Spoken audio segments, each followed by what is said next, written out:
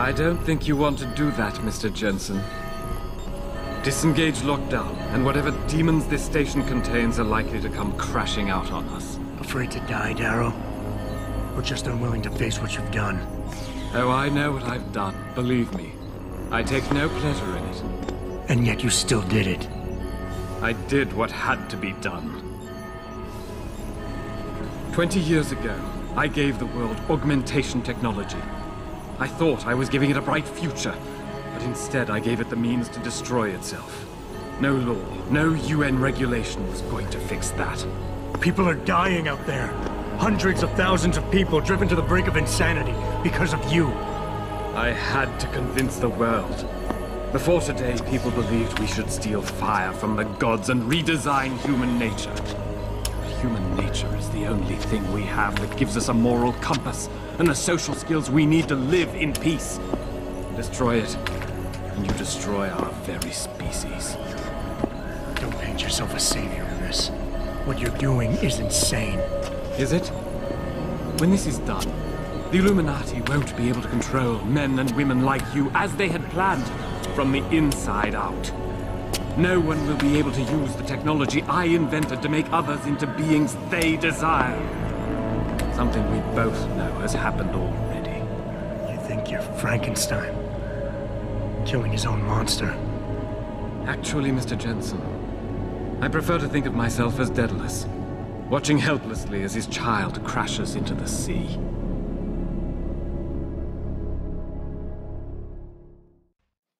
Hello and welcome to Chapter 8 of the Plain Truth 12 channel. This is your host Luke. Now I thought that clip would be quite fitting for the topic at hand, because that is from a game known as Deus Ex Machina Human Revolution, which was made over 20 years ago, dealing with the issue of augmentation and biochip technology, and its consequence being the complete overruling of people's mental faculties by technology, resulting in quite disastrous outcomes.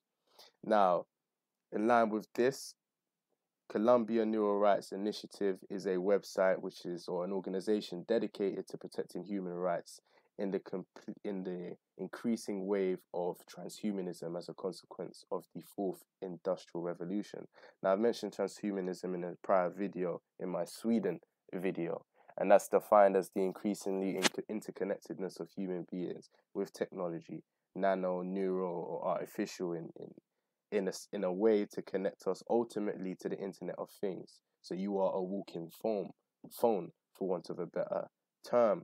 Now, the Neural Rights Initiative is essentially recognizing the speed at which this is happening, and that it requires governmental regulation in order to protect the human beings from private corporations, as we know that many private companies are doing things to gain people's data as a result, to sell things to them through advertisements, and we go through that through cookies on the internet and social media.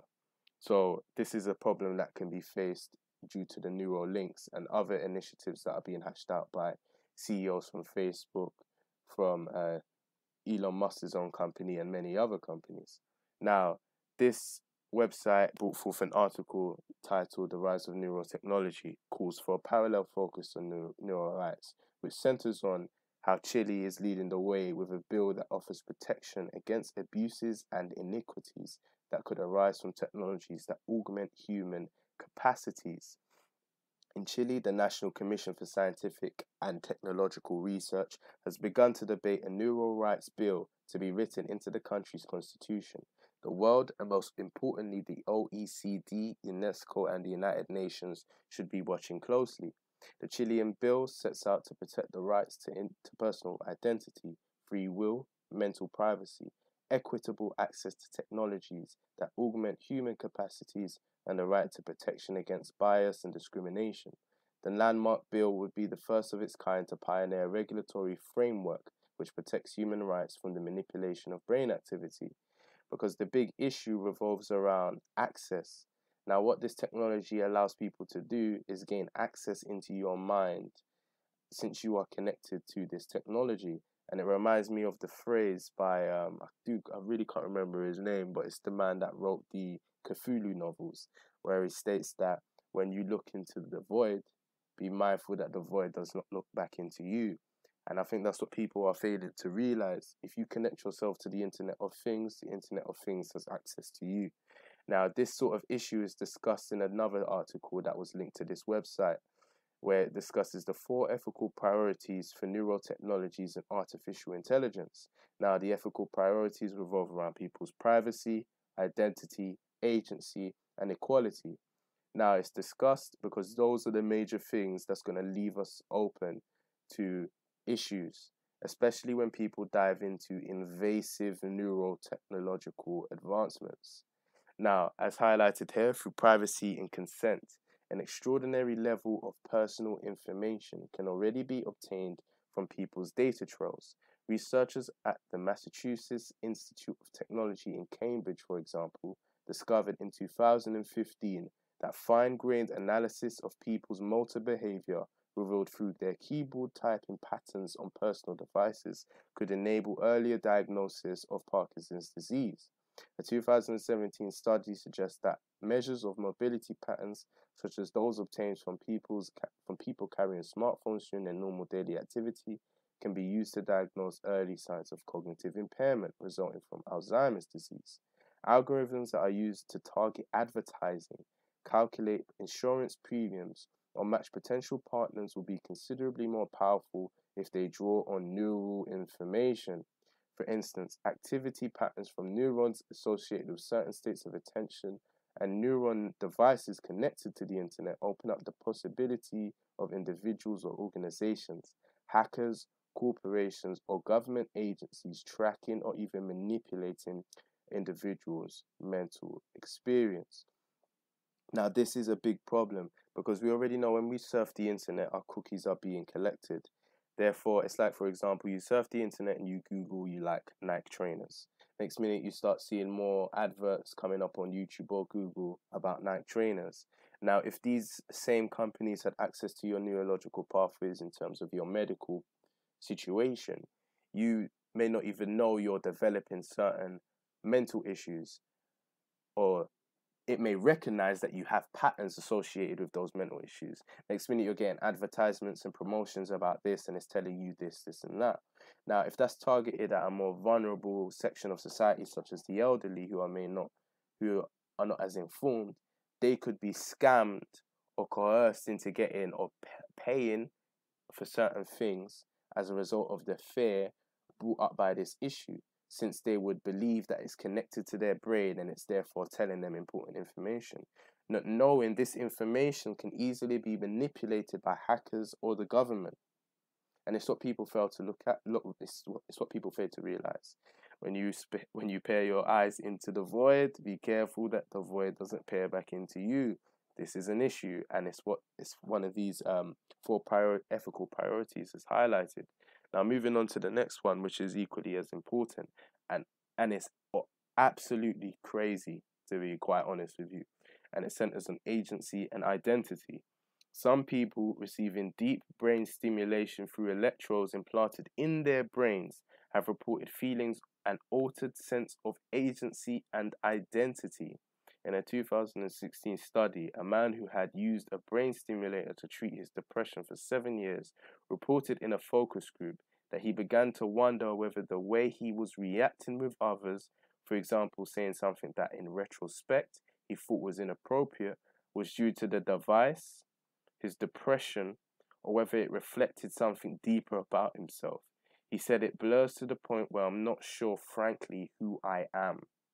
Neurotechnologies could clearly disrupt people's sense of identity and agency and shape core assumptions about the nature of self and personal responsibility, legal or moral. Now, this harkens back to various cases, especially if you're a fan of crime documentaries, where people would commit mass murder or murder their families, and then in court cases they would say the devil made me or the devil told me to. Now, there are many layers to this now. So although we already have people with psychiatric dispositions that may cause or may push them towards certain outcomes, you now have an extra layer where someone with a psychiatric situation may also have a brain implant, where both are melding in such a way that that person doesn't know if their neurological pathways are a consequence of their own behavior, or a behavior as a consequence of their mental faculties, or a behavior as a result of the implant that they have, which is extremely dangerous. The future is going in a way where people are not going to know who they are or what they're truly responsible for, because they are going to be vulnerable to biohacking, and it's going to happen a lot. We're already seeing governments being susceptible to cyber hacking. It's not a huge leap to go into biohacking. And that's what this is mainly centered around. Basic human rights which protect people from such a thing, but there's not going to be any protection. Now, the next point is on augmentation, where people frequently experience prejudice if their bodies or brains function differently. And now this happens a lot in the medical industry, as between different ethnic groups or different genders, sexes, people behave differently. Not everyone's behavior, it's like the saying, correlation does not equal causation. This machine learning technology may think you have symptoms of Alzheimer's when really it's just your body works differently. Now it's going to tell you have Alzheimer's, and now you're gonna take measures as a consequence of you thinking you have Alzheimer's. So it's these type of situations where people are going to get into very bad scenarios based upon the machine learning technology behind these brain implants. Now, bias is another situation that's linked up with the augmentation, and how this machine learning technology that is planted within you may act in a certain way based on your previous affiliations in the past, such as you committing various crimes or whatever. So because these things are going to be linked up to so many different things, it may be like, oh, you have a brain implant, you're trying to go into this, let's say you're trying to pick up your child from school, you have a prior criminal affiliation towards violence or something along those lines. Now you're getting neurological alerts telling you can't go there because of this, when really and truly you are able to. But these are crazy scenarios that may or may not happen, but they are all possibilities, which is what this article delves into. Now, the reason why I went into that is because it's the groundworks to the future. Because a lot of big tech companies are moving within the next 10 years to move into this industry where brain implants are now becoming the norm. Now, this moves us on to Neuralink. Now, Neuralink, the way it works is it's amazing technology, to be quite frank, but it's being marketed to help solve paralysis, schizophrenia, autism, and all these other things by getting in the brain and adjusting the neurological pathways so that people may or may not be able to overcome various afflictions that they're going through with this technology. Now, Elon Musk explains it quite perfectly in this video, and I want you to be centered on the language that he uses in this video, because I do think it's quite enlightening. Fair use.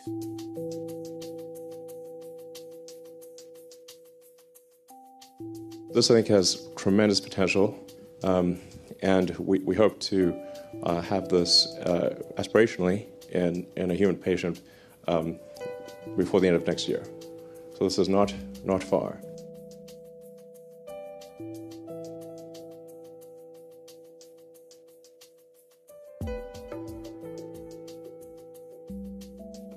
Am I going to go into the monkey later? You know, monkey has been able to control the computer with its brain.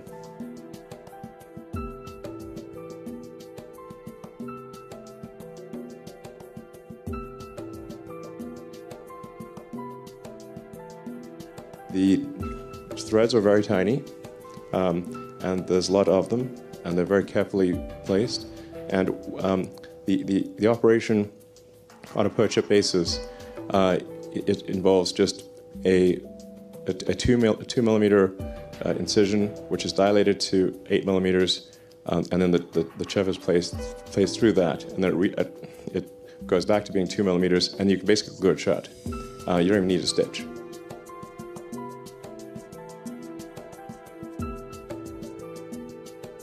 This, I think, has a very good purpose, which is to cure important diseases, and ultimately to help secure humanity's future as a civilization relative to AI.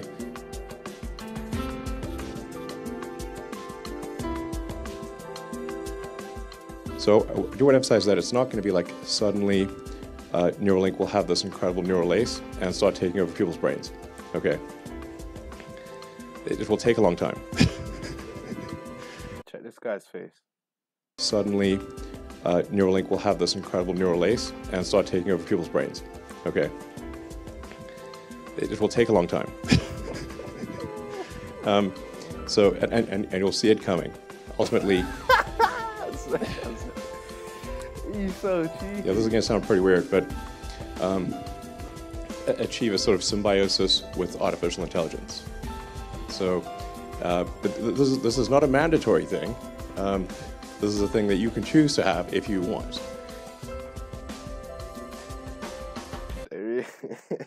Now, Elon Musk has highlighted an issue where where artificial intelligence we're at risk due to artificial intelligence, in that it may overshadow human capability. So his solution was to mold human beings with artificial intelligence and technology so that we are not left behind, hence transhumanism. Now, the language he uses is hilarious, and his facial expressions are telltale signs of what the man really is, because in that you could tell he wasn't very confident until he started to tell the truth. But yes, onto a BBC article, Elon Musk reveals brain hacking plans.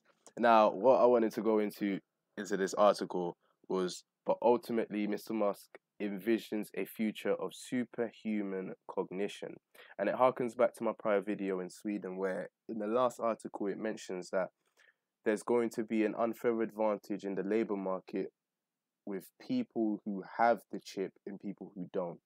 And the chip is an embodiment of all those technologies. It's the brain implant, everything, the Internet of Things. How can you, as someone who doesn't have that technology, compete with someone who does? And it is an issue that is being spoken about increasingly as time goes on, because as time will reveal, it will be almost impossible to compete with someone who has the internet in their brains.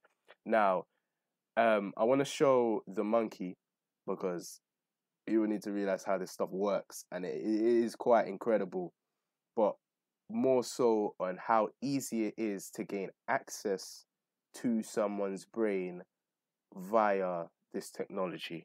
But yes, this is the technology used on a monkey to play a game. Fair use. This is Pager. He's a 9-year-old macaque who had a Neuralink placed in each side of his brain about 6 weeks ago. If you look carefully, you can see that the fur on his head hasn't quite fully grown back yet. He's learnt to interact with a computer for a tasty banana smoothie delivered through a straw. We can interact with the Neuralinks simply by pairing them to an iPhone, just as you might pair your phone to a Bluetooth speaker. The links record from more than 2,000 electrodes implanted in the regions of Pager's motor cortex that coordinate hand and arm movements. Neurons in this region modulate their activity with intended hand movement. For example, some might become more active when he moves his hand up, and others when he moves it to the right. By recording from many neurons and feeding their activity into a decoder algorithm, we are able to predict Pager's intended hand movements in real time. First, we calibrate the decoder by recording neural activity as Pager uses the joystick to move a cursor to targets presented on the screen. As he's playing this game, we're wirelessly streaming, in real time, the firing rates from thousands of neurons to a computer. Using these data, we calibrate the decoder by mathematically modeling the relationship between patterns of neural activity and the different joystick movements they produce. After only a few minutes of calibration, we can use the output from the decoder to move the cursor instead of the joystick. Pager still moves the joystick out of habit, but as you can see, it's unplugged. He's controlling the cursor entirely with decoded neural activity. Our goal is to enable a person with paralysis to use a computer or phone with their brain activity alone. Because they wouldn't be able to move a joystick, they would calibrate the decoder by imagining hand movements to targets. One of the things the Neuralinks allow Pager to do is to play his favourite video game, Pong. To control his paddle, on the right side of the screen, Pager simply thinks about moving his hand up or down. We've removed the joystick altogether. Now that he's up to speed, let's increase the difficulty and see how well Pager can play with the Neuralink.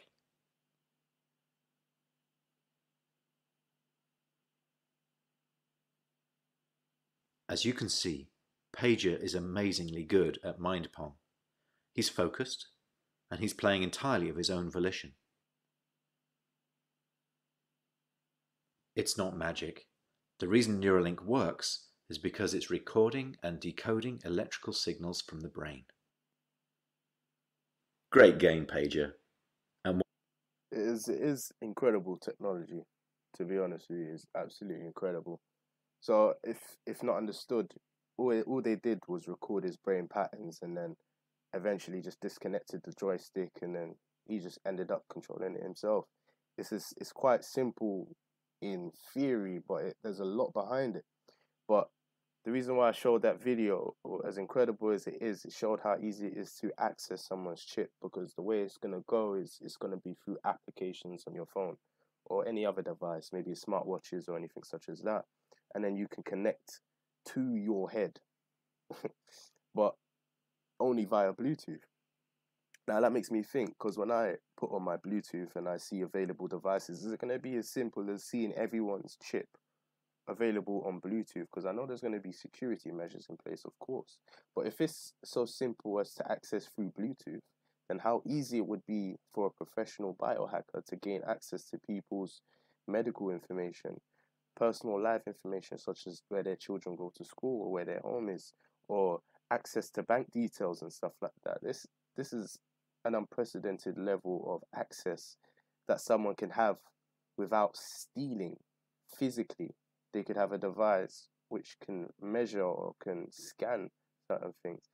And it's like the old saying goes, no matter how secure your security measures are, there will always be a more intelligent and more dedicated thief. And that's what I wanted to highlight in this video when it comes to intrusive bio-neural technology, in that yes, it's allowing for a measure of convenience, but the cost is your human nature and your privacy and increasing access. Now, convenience is always done to make life more beneficial to the person, but what people don't realize is the consequence of doing so. Well, they do realize, but maybe they don't particularly care too much, because you're getting a lot out of this. And believe me, you will be getting a lot out of it.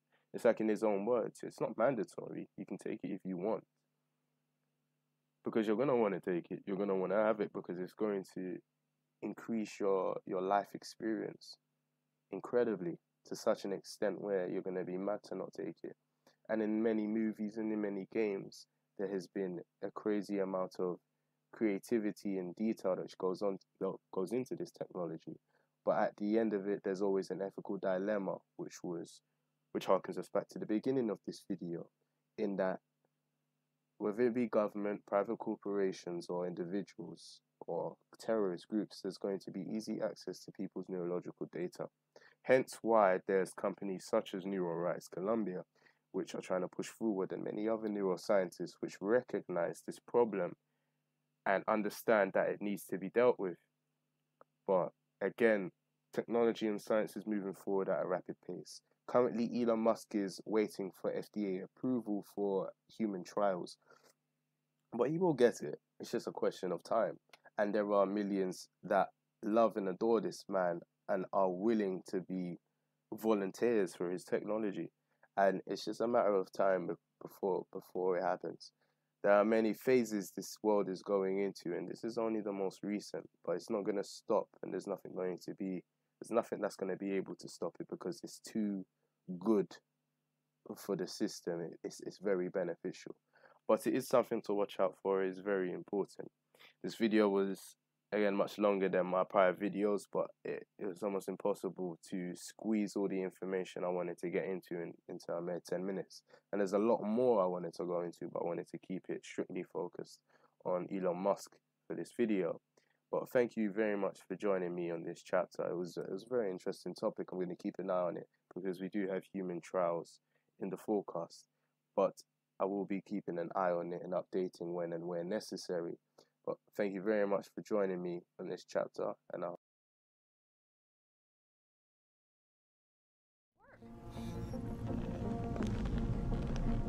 Thank you, David. Ladies and gentlemen, Mr. Sarif here has asked me to show the world how human enhancement technology can change it. After careful deliberation, I've decided I must do exactly that. Forgive me.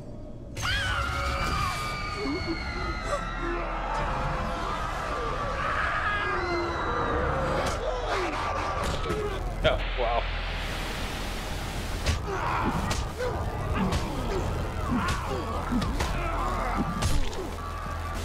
Oh God. He's modified the control signal.